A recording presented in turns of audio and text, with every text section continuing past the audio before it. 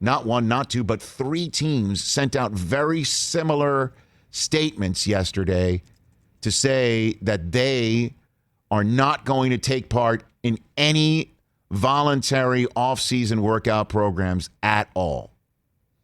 Any voluntary workout programs in person at facilities, they're not taking part in it. And one of those teams is your defending champion Tampa Bay Buccaneers.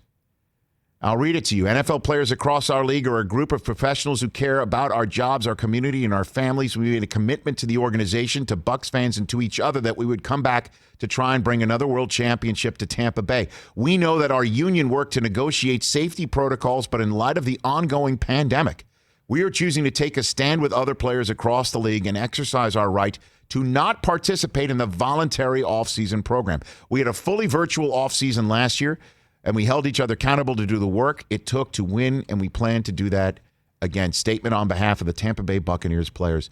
We're going to keep an eye peeled to see if any more teams join the Bucs, the Broncos, and the Seahawks with a similar stance. The Lions also this morning. The Lions just added their name to the list, so that's now 4 of the 32, 1/8. I just did the fractional math in my head. Thank you to my 3rd through 6th grade teachers for that. So here's the deal, because I want to get to J.C. Treader on time. Players despise the fact that voluntary workouts are really mandatory. Right. That if they don't show up to voluntary workouts, they are branded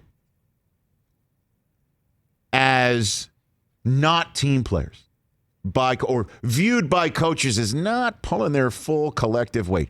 The word voluntary, since I started with the NFL Network, has always been in air quotes. It's mandatory. Coaches want you there.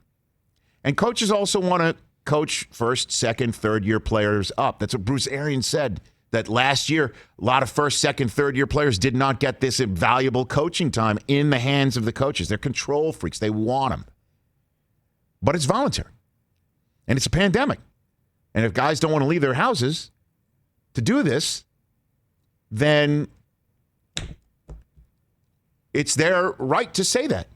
Now, the question is, though, yes, we did see a level of play last year that I didn't sit there and say this looks sloppy to me. The question is, though, is that if there are safety protocols in a certain town, in a certain city, where you're not supposed to be gathering outdoors, and a bunch of players are out there working out, will the Players Association hold those players to account? Wondering. Just remember, the Bucs were a team last year that went against the recommendations and practiced together outdoors. Tom was in a park. Right. In parks and high school fields. Right. The Titans did it. Right. So there's also the aspect as well that voluntary is voluntary. And where does it end?